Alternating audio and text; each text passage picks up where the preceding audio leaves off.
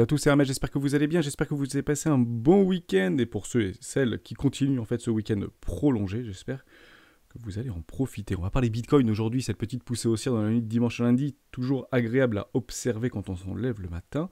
Est-ce qu'éventuellement c'était un coup à jouer ou pas? Possiblement pour les traders éventuellement, et les range traders, on avait vu quelques clusters de liquidité et quelques ordres limites, notamment sur les order books, c'était dans la vidéo de vendredi ou de samedi potentiellement, qui allait avoir un range qui allait se proposer dans ces niveaux de prix. C'est exactement ce qu'on est en train d'observer. Est-ce que c'est maintenant qu'on achète ou pas du Bitcoin pour dire ça y est, ça va partir en l'air? Non, pas du tout, on va en parler. On va prendre du recul, néanmoins on est en train d'embriquer les petits ingrédients qu'on aime observer, notamment sur Coinalyse, pour dire est-ce qu'on peut continuer ou pas ce petit short squeeze, cette petite tendance très court terme haussière, pour pourquoi pas aller chercher des précédents highs, notamment au niveau des 32 500 $. On en parle maintenant. Avant de commencer, je vous invite toujours à rejoindre le Discord des droits du marché. Vous trouverez le lien dans la description. À l'intérieur, vous y trouverez dans l'onglet documentation plein de docs et également une stratégie qui s'appelle la stratégie 4 rois. N'hésitez pas à l'utiliser, à vous en imprégner, vous en inspirer pour vous aussi trouver votre propre style d'investissement, que ce soit sur le court, moyen, long terme, très long terme. Moi, je suis plutôt moyen, long terme, même si j'ai eu plusieurs personnes, notamment dans les commentaires YouTube, qui m'ont dit je comprends plus, on n'était plus sur l'investissement, là tu nous parles un peu de trading, etc. Oui, parce qu'en fait, je sais d'expérience que ceux qui viennent d'arriver sur ce marché, et je rappelle en fait sur le Discord que vous êtes plus de 65% à avoir moins d'un an d'expérience sur les marchés financiers. Ce que vous recherchez, c'est l'adrénaline. Ce que vous recherchez, c'est la performance. Parce que vous êtes venu, en fait, généralement, par rapport à des copains, par rapport à des voisins, par rapport à des connaissances qui ont vécu ce bull run entre 2020 et 2022, et ils ont fait des performances incroyables, et vous essayez, en fait, le plus rapidement possible de les reproduire. Je mets toujours en alerte, et j'essaie de vous pousser des réflexions par rapport à des toutes petites patterns, même si, en fait, finalement, on s'aperçoit que c'est souvent du 50-50 dans ces patterns, malgré qu'il y ait des structures que moi j'utilise, notamment en W daily, W weekly, voire W mensuel et trimestriel, qui tend en fait à se reproduire dans le temps et dans l'historique de fractales qui sont plutôt extrêmement bullish, ou de l'inverse des M-top en weekly, en daily, en mensuel, voire en trimestriel, sont plutôt baissières et qui proposent en fait des bull market ou des bear market. C'est clairement en fait des petites patterns que vous pouvez utiliser, que vous pouvez regarder, parce que souvent en fait on a tendance à penser qu'à chaque fois qu'on la voit ça va fonctionner. Or c'est complètement faux. Ça marche en fait généralement moins de une fois sur 3.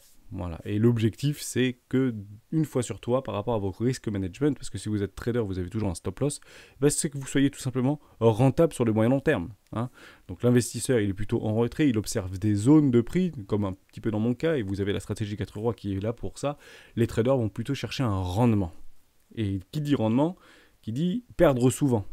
Mais l'objectif à terme, sur une centaine de trades dans les mêmes conditions techniques que vous allez observer, c'est potentiellement d'en dégager un petit bénéfice qui, pour ma part, et je le rappelle, et je l'avais souvent rappelé dans les premières vidéos des rois du Bitcoin, est sans commune mesure inférieure à mon investissement moyen-long terme. Voilà. Ce qui est dit est dit. Après, si vous cherchez un petit peu d'adrénaline, parce que vous avez des positions long terme, moyen terme, très long terme, et vous dites mes Solana, mes GLD, mes Bitcoin, mes Ethereum, je les vendrai jamais, et je joue entre guillemets avec 20 ou 30% de mon capital que j'ai envie de mettre un petit peu en trading pour essayer de pousser un petit peu d'adrénaline, parce que j'ai peut-être un petit peu de temps, ou parce que c'est ma passion maintenant, ou parce que je suis hypé par l'univers des cryptoactifs, donc j'ai envie d'acheter plein de trucs, j'ai envie d'avoir du rendement, etc. À partir du principe que dans 99% des cas, vous allez perdre en fait le bénéfice de votre investissement long terme en faisant du trading. Voilà, c'est très important ce que je vous dis, et on le répéterait jamais assez, 95% des traders amateurs perdent l'intégralité de leur capital d'investissement en moins d'un an. Voilà, au moins, ce qui est dit est dit. Or, vous avez quand même des petites choses qui sont très intéressantes. J'avais pingé, et je vous dis ça parce que j'ai eu dans le Discord, Hermès, c'est un truc de fou, pourquoi t'as pas fait un levier x100 alors que t'avais exactement donné le bottom, entre guillemets, de cette toute petite consolidation court terme. En réalité, c'est très difficile à jouer, je vous avais dit en fait, et j'avais mis une petite box rouge ici, on vient pile chercher, on était là, je dis c'est probable qu'on vienne chercher une petite plus de liquidité, on avait des clusters de liquidité, notamment sur Kingfisher, aux alentours des 29 340 $ exactement. Je me dis, il est probable qu'on vienne les chercher et que là, on fasse une toute petite remontée, une petite poussée haussière, parce que j'ai l'impression qu'on est quand même haussier sur ce retracement. Je pense qu'on ira chercher notre target, notamment de contraction au niveau de notre triangle, aux alentours des, ici, 34 500 $. C'est le premier TP, entre guillemets. Vous savez, on en a plusieurs, 34 500, 35, 36, 38 000 pour la target de JP Morgan. Je vous montrerai après, à chaque fois je vous le dis, mais je ne vous le dis pas pourquoi on dit. La target de JP Morgan, c'est 38 000 $. C'est très drôle en réalité. Je vais vous montrer ça. Je le note comme ça, je n'oublierai pas. Et donc on me dit, voilà, tu aurais fait un levier x100, c'est incroyable ce que tu aurais eu. Oui, faut le tenir. parce que les taux de financement sont extrêmement élevés, et 2, je ne le fais pas, puisque en l'espace d'un quart de demi-seconde, vous pouvez venir le chercher. Donc un levier x100, ce serait potentiellement à peu près 0,95% de perte à la baisse ou à la hausse. Vous sortez complètement de votre position. Parfois vous allez le voir et ça va vous-même vous engager entre guillemets à le faire. C'est une bêtise en réalité, parce que ça marche, honnêtement ça marche une fois sur, peut-être même pas sur 100 en réalité. Donc c'est toujours sympa quand ça marche une fois, on le montre sur les réseaux sociaux, on le montre sur Twitter. C'est à long terme, c'est pas rentable, hein. Ça n'existe pas en réalité. Je rappelle que les institutionnels, ou la smart money, ou les gros traders avec des gros portefeuilles, ou les bots de trading, hein. On peut aussi partir de ce principe-là, puisque 97% des ordres qui sont passés aujourd'hui au marché sont réalisés par des bots de trading et des robots traders. Ils ont des leviers entre guillemets entre 1,1 et 1,5. On n'est même pas sur des leviers x2 en réalité. Donc vous voyez un petit peu le montant des leviers pour pouvoir dynamiser un espèce de rendement, plus ou moins sur le moyen terme, c'est extrêmement faible. Donc en réalité, pour moi, les leviers, etc., c'est au-delà que ce soit bien évidemment pour des traders expérimentés, etc., mais on est systématiquement dans les machines à laver. J'ai arrêté de le faire, parce que pour aller chercher vos targets et vos setups de trading sur des toutes petites time frames, en réalité, vous passez 8 heures devant les écrans pour prendre un ou deux trades. Donc psychologiquement, faut vraiment travailler et prendre du recul par rapport à ça. Je vous donne juste une toute petite piste de réflexion, au-delà d'aller chercher des pointes, etc., que vous pouvez souvent avoir, et je sais que je l'ai eu fait avec notamment Ichimoku Kinkoyo ou les vagues d'Elliott.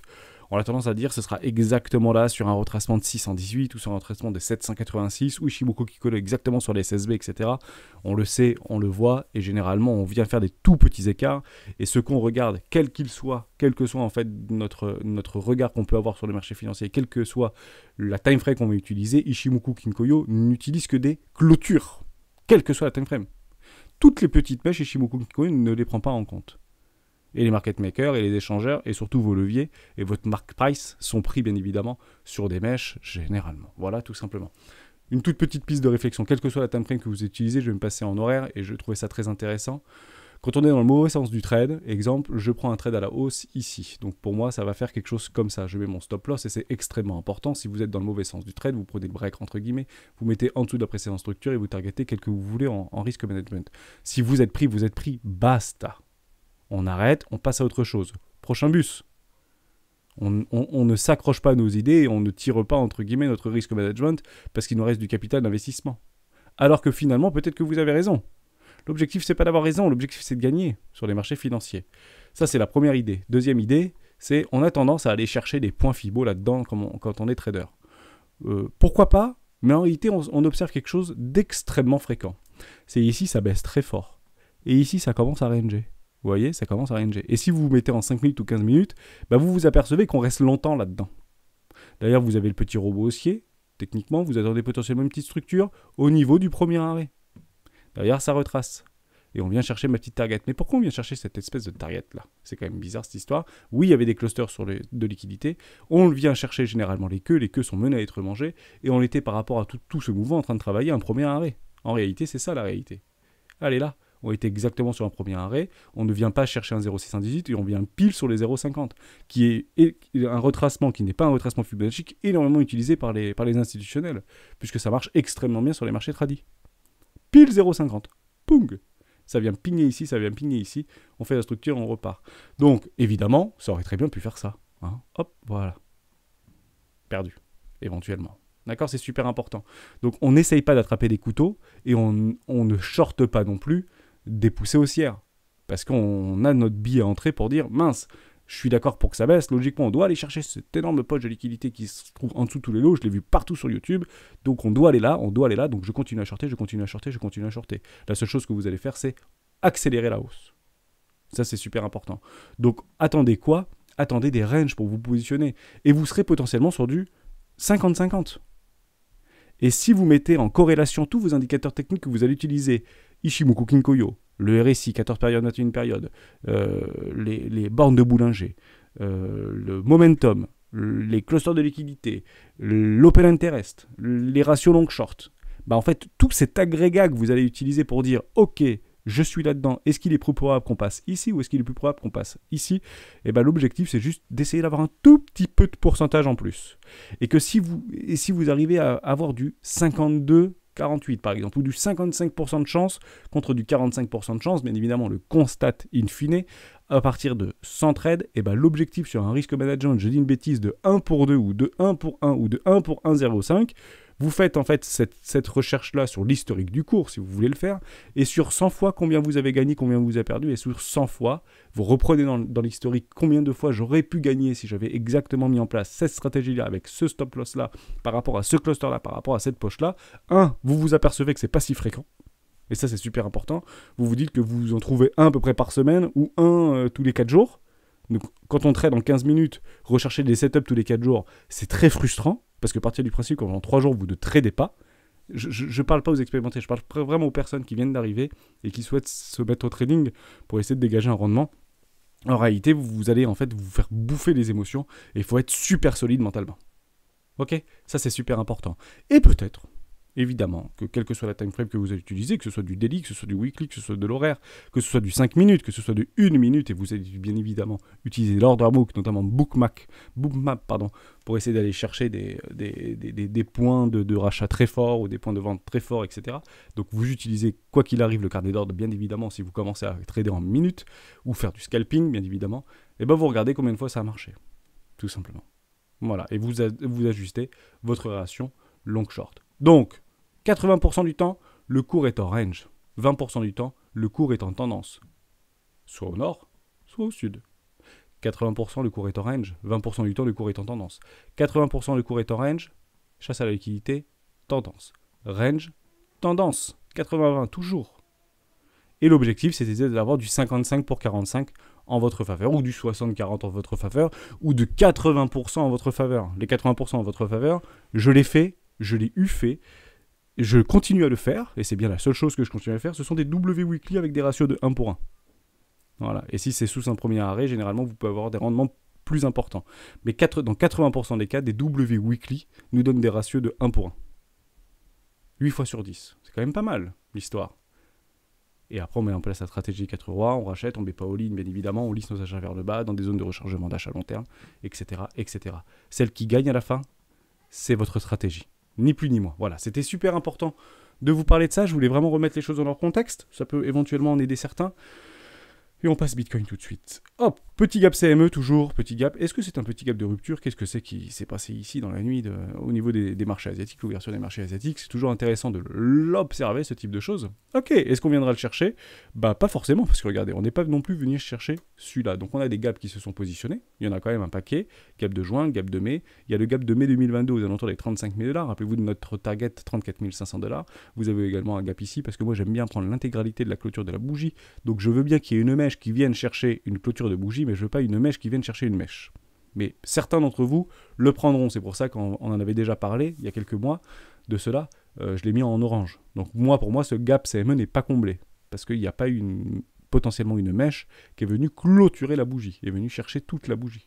Donc pour moi, ce n'est pas valable. Voilà. Mais c'est très propre à ma philosophie. Hein. Après, vous pouvez bien évidemment, de votre côté, le valider. Donc des gaps, potentiellement, peut-être un gap de rupture, et éventuellement venir nous chercher potentiellement des W, dans des W, dans des W. Et si on vient à casser, parce qu'on est toujours dans notre range, on revient un petit peu en arrière, juste ici. Je ne sais plus où est-ce que je vous l'avais mis. Voilà, j'allais tout en bas. Voilà, ici on avait tracé ces deux lignes blanches. Ici pour moi, haut de range, cluster de liquidité, poche de liquidité. On est vraiment sur une résistance extrêmement forte qui précédemment était support. Ce sont les 32 670 $. On se rappellera de ce chiffre, vous vous rappelez, samedi on en avait parlé bien évidemment. Donc derrière, si on vient là-dedans, on vient chercher la poche et potentiellement qu'on ira chercher un bas de range, faites extrêmement attention à ça. On attendra bien les clôtures. Donc ce qui serait intéressant, qu'est-ce que c'est pour potentiellement le jouer? On ne le joue pas pour les investisseurs, vous ne le jouez pas puisque en fait généralement vous êtes déjà investi.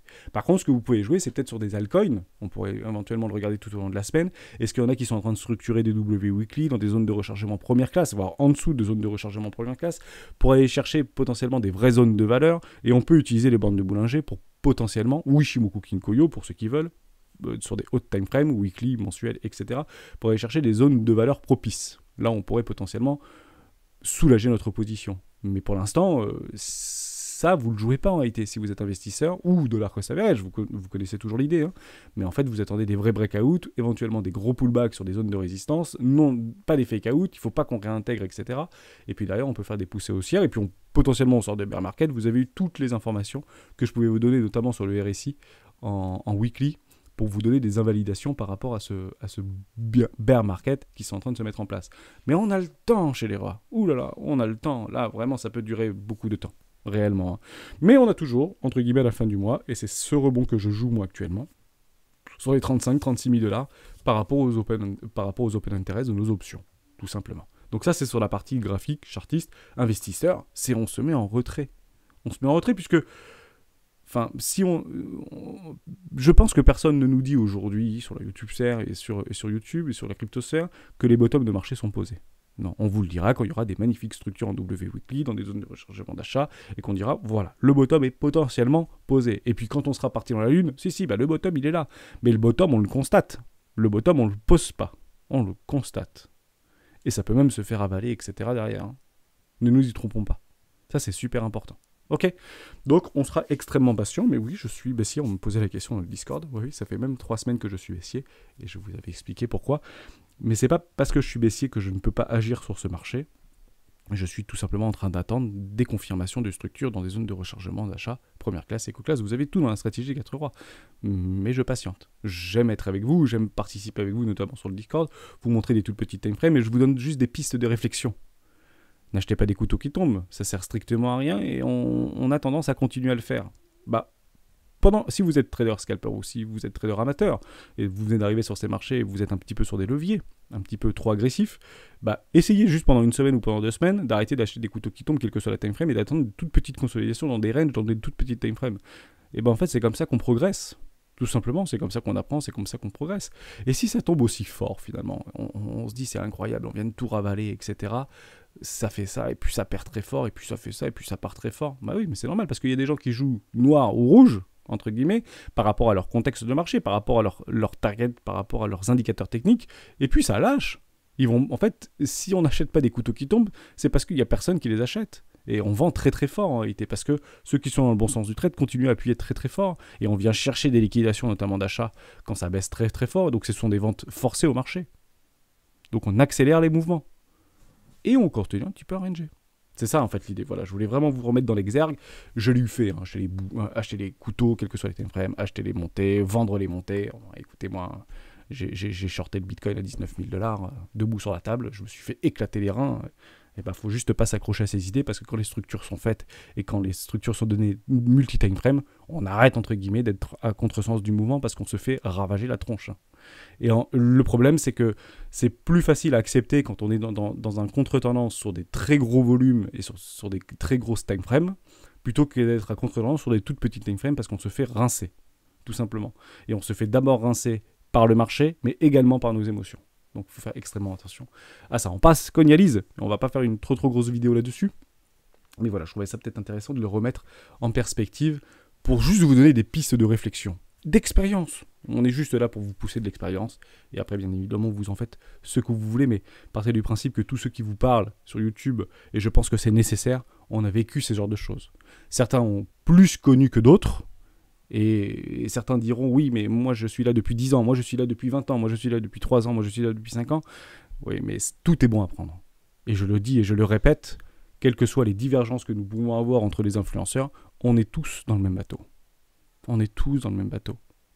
Et si on est là, c'est parce qu'on pense potentiellement que Bitcoin vaudra peut-être des centaines de milliers de dollars, voire des millions de dollars dans les années à venir. Tout simplement. Et ça, il ne faut vraiment pas l'oublier. Si on est là, c'est qu'on est tous dans le même bateau. Et c'est ça qu'on est en train de créer ensemble dans nos communautés. Tout simplement. Une synergie. Une croyance potentiellement, peut-être biaisée, mais une vraie force, entre guillemets, d'attractivité par rapport à un potentiel de prix qui pourrait potentiellement nous avoir dans les prochaines années, voire dizaines d'années. C'est pas grave, on a le temps. Donc on a plein de choses qui sont en train de se mettre en place sur Cognalise. C'est exactement ça qu'on veut voir. Je suis en 1 heure actuellement. Vous avez le prix qui pousse, vous avez une divergence par rapport à notre funding actuellement. Ici également, donc ici c'est surtout sur Binance, ici sur Bybit, OKEx, etc. Vous avez un open interest qui monte. On est repassé de 208 000 bitcoins à 220 000 bitcoins. Les montants ne sont pas forcément exacts, mais c'est plutôt les tendances qui sont importantes. Et ici, vous avez votre ratio long short qui tend à se déprécier. Formidable. C'est exactement ce qu'on veut voir. Où est-ce qu'on est actuellement ? On est tout simplement en haut d'un range actuellement sur Bitcoin. Donc ne nous y trompons pas. C'est que vous allez chercher en fait par rapport à des précédents bottoms de marché une petite structure ici en 4 heures ou en daily. on est exactement, pardon, c'est pas ça que je voulais faire. Ici, on était dans une zone de rechargement d'achat, pardon, entre les 618 et 786. Donc c'est intéressant d'encadrer des achats ici, mais maintenant on arrive dans une zone de rechargement de vente logique. Ici, entre les 618 et les 786. Je vous ai mis le petit carré là. Ici, premier arrêt, oui, j'avais mis précédemment. Ici, petit carré, et ici, potentiellement vente. Il est évident que ici, ça va partir fort. Puisqu'il y a, entre guillemets, on se fait éclater les lots. Ici, vous avez les highs, pardon. Ici, vous avez des clusters de liquidité qui sont totalement logiques aux alentours des $3600. Vous pouvez le retrouver sur Kingfisher. Et puis maintenant, on se retrouve dans une zone de rechargement. Donc, qu'est-ce qu'on veut? Bah, tout petit peu de consolidation. Faites votre choix. Plutôt au nord, plutôt au sud. Investisseurs, vous ne bougez pas, bien évidemment. Je parle plutôt aux traders ici. Plutôt au nord, plutôt au sud. Et bah, vous allez en fait agréger tous vos indicateurs techniques pour dire que bah, je suis heureux d'observer, moi, actuellement, dans une zone de rechargement de vente, un open interest qui monte, un funding qui se déprécie et qui est relativement dans le négatif, et un ratio long short qui est dans le négatif. Je rappelle que le marché a potentiellement donne raison aux impatients, mais récompense les plus patients. Dès lors, on peut complètement imaginer quelque chose comme ceci. On donne raison aux impatients, on accélère et on continue à shorter, et derrière, on short squeeze derrière. Et on continue et on fait ce qu'on appelle une tendance. On retourne la tendance vers une tendance haussière court terme. Mais ce que je ne veux pas voir, et ce que je ne veux surtout pas voir, et c'est exactement ce qu'on voyait ici, c'est quand ça commence à baisser, il y a des gens qui longuent ce marché. On achète. C'est bon, on va casser les précédents là, et non. Voilà. Et ça, c'est très intéressant de l'observer sur Coinalyse. C'est un petit réflexe qui prend 5 minutes par jour, si vous êtes trader, ou 10 minutes par semaine, pourquoi pas. Et c'est toujours très intéressant de l'avoir comme ça. J'ai fait à peu près le tour de tout ce que je voulais vous dire dans ce petit... dans cette ouverture de marché. On attendra bien évidemment l'ouverture des Wall Street actuellement, qui est plutôt positif. On reprend 1% jusqu'à preuve du contraire. Je rappelle que sur Wall Street, on est plutôt en haut de run. On est en train de travailler 1, 3, 8, 2. Et ça tape une fois, 2 fois, potentiellement 3 fois. Ça peut être sympa. Donc pour l'instant, je suis plutôt positif, moi, de mon côté, au niveau de Wall Street, même si on achète les bas de range et on vend les hauts de range, donc ça peut continuer encore longtemps. On a quand même des objectifs et des options qui vont se clôturer le 27 juin prochain. Donc on sera patient, bien évidemment. Ça peut continuer à baisser, à descendre, à baisser, à descendre. On est dans un range trading actuellement. On fait juste un tout petit tour sur l'order book. Je trouvais ça très intéressant aussi de vous le montrer. Juste là, vous êtes sur Bitfinex. Bon, bah, vous avez des énormes poches ici d'ordre en limite positionné à la vente. Évidemment, $33 000 à peu près, entre les 32 500 et les $33 000. Donc partez du principe que ici, ça va pas être du gâteau à passer. Et vous aviez en fait des clusters d'achat juste ici. Et je suis content qu'on n'ait pas venu les chercher, qu'on ne soit pas venu les chercher. Je suis extrêmement content. On a partagé ce matin très très tôt des gros clusters aux alentours des 29 000 et quelques dollars. Ouais, ils sont tout de suite partis en réalité. Ce sont des très très gros volumes. Qui sont et dès que vous arrivez sur des gros leviers, vous savez, si vous faites des leviers x50, etc., et que vous envoyez un peu en l'air, vous clôturez très très vite. C'est pas je fais un levier x100 et puis je vendrai quand le Bitcoin sera à $100 000. Vous n'y arriverez même pas en fait. Par rapport au taux de financement, c'est pas possible. Donc vous êtes extrêmement court terme là-dessus. Donc on les voit et ça, c'est pour ça qu'il faut le faire de temps en temps et on le partage très régulièrement sur le Discord. Je pense que c'est d'autant plus important de le faire parce que ça bouge toute la journée. Et comme on est sur un marché extrêmement leveragé, très peu d'achats spot, même si on commence à le voir, il y a des tout petits regains de volume, notamment au niveau du CBD, etc. Mais honnêtement, c'est que dalle. Voilà, il ne faut vraiment pas s'accrocher à ça.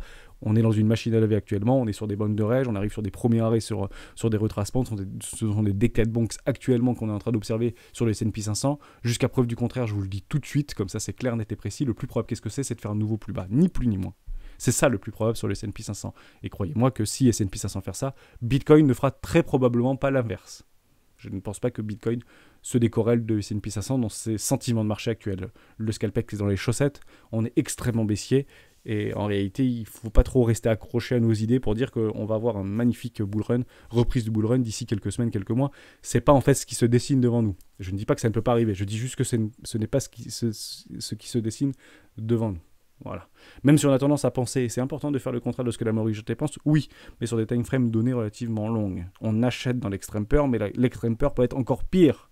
Et l'euphorie peut être encore pire, encore plus euphorique. Quand vous arrivez sur 2017, c'était tout le monde millionnaire. C'est ça la vraie euphorie. Actuellement, on a peur, mais pas si peur que ça, parce qu'il y a encore des gens qui achètent ce marché et des gens qui ne capitulent pas. On le sait, on le voit. Il y a des gens qui ne capitulent pas. Je ne vendrai pas mes bitcoins. Ok. Jusqu'à quel prix, en réalité? Et c'est ça, en fait, que le marché va chercher à faire. Mais aucune certitude, bien évidemment. Merci à toutes et à tous d'avoir suivi cette vidéo jusqu'au bout. On reste là-dessus. J'ai trouvé ça très intéressant de remettre un petit peu tout ça dans le contexte pour bien commencer le début de la semaine. Je suis plutôt positif. Je reste complètement sur mes targets de prix, mais pas dans demain. Pour le coup, je pense que ça va continuer entre guillemets à ranger. Donc faites attention à cette petite machine à laver. Bien évidemment, l'objectif, c'est pas d'avoir raison, c'est de gagner. Donc si vous êtes dans le trade, pensez bien à mettre en place vos setups, etc. Je sais qu'il y en a beaucoup qui le font, et d'autant plus parce qu'on est en range. Et généralement, quand on est en range, les investisseurs, c'est OSEF, et on commence à mettre des leviers, et on fait du range trading ou du trader de tendance. Si vous êtes trader de tendance, vous êtes vraiment sur des toutes petites time frames, et faites très attention à ça, et si vous êtes range trader, vous commencez à arriver sur des zones de short logique. Et ça se voit extrêmement bien sur Coinalyse. Et c'est exactement ce qu'on veut voir. Quand on arrive sur des hauts de range, ce qu'on veut voir, ce sont des personnes qui shortent ce marché. Ni plus, ni moins. Pour pouvoir initier des short squeeze et des vrais breakouts haussiers. La question, c'est de savoir est-ce qu'on arrive à le tenir. Je trouve que c'est plutôt haussier, qu'on aurait probablement dû aller beaucoup plus bas. Donc pour moi, psychologiquement, il y a quand même un désir tendanciel haussier pour aller chercher notre target de prix. Ce n'est qu'une première étape. Boîte de Pandore, et après c'est advienne que pourra, et on sera là pour bien évidemment voir si les gens, et sur YouTube, c'est ça qui sera important bien évidemment d'observer, si on commence et on continue à faire une poussée haussière, ce serait très positif. Ici c'est debout sur la table, nouvel atterrage dans 3 mois. Ok, vous savez potentiellement le plus probable de ce qui se passera. Merci à tous et à tous d'avoir suivi cette vidéo jusqu'au bout. On se retrouve demain dans les vidéos de Bitcoin. Ciao.